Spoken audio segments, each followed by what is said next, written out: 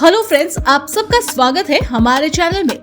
Japan की farming technique दुनिया भर में फेमस है और एक ऐसी ही यूनिक फार्मिंग है कॉन्जैक पोटैटो फार्मिंग। ये सिर्फ एक वेजिटेबल नहीं बल्कि स्किन केयर और हेल्थ इंडस्ट्री का एक इम्पोर्टेंट इंग्रेडिएंट भी है। कॉन्जैक से नेचुरल स्पॉन्जेस बनाए जाते हैं जो जेंटल एक्सफोलिएशन और स्किन केयर के लिए यूज होते हैं। लेकिन ये प्रोसेस होता कैसे है, चलिए जानते हैं।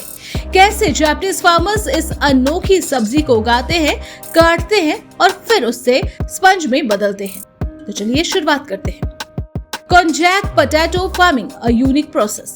कॉन्जैक पोटैटो, जिसे अमोर्फोफैलोसा कॉन्जैक भी कहा जाता है, मेनली जापान के माउंटेनियस रीजन में ये ग्रो होते हैं। ये ट्यूबर बेस्ड प्लांट है जो 2 से 3 साल तक सॉइल में रहता है बिफोर हार्वेस्टिंग।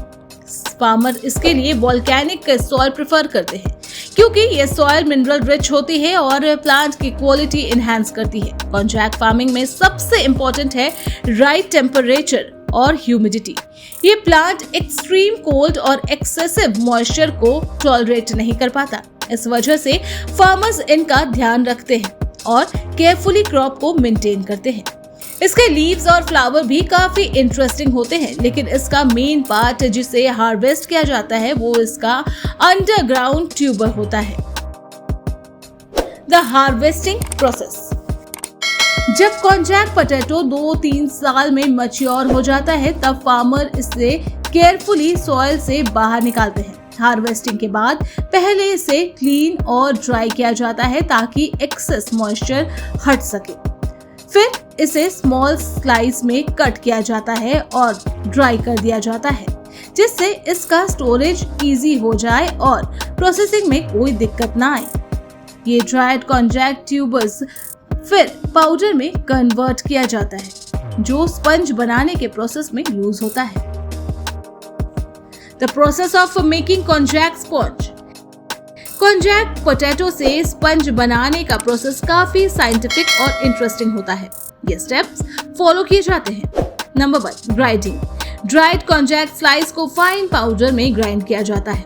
Second, mixing. इस पाउडर को वाटर और कैल्शियम हाइड्रोक्साइड के साथ मिलाया जाता है ताकि एक जेल लाइक कंसिस्टेंसी बन सके।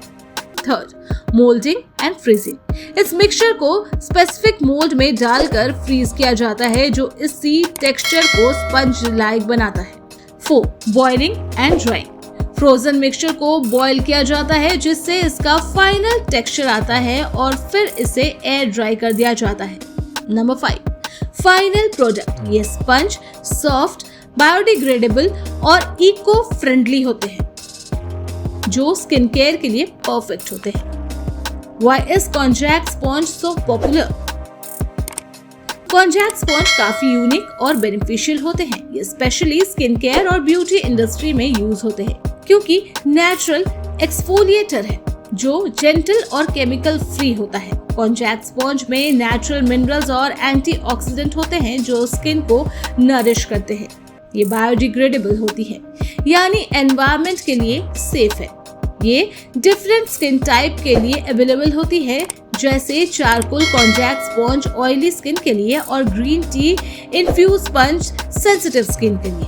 कॉन्जैक फार्मिंग सिर्फ एक एग्रीकल्चर टेक्निक नहीं बल्कि एक आर्ट और साइंस का कॉम्बिनेशन है। जापानीज फार्मर्स अपनी सेंचुरीज ओल्ड फार्मिंग टेक्निक और मॉडर्न टेक्नोलॉजी का इस्तेमाल करके एक ऐसे नेचुरल स्किन केयर प्रोडक्ट बनाते हैं जो दुनिया भर में पॉपुलर है।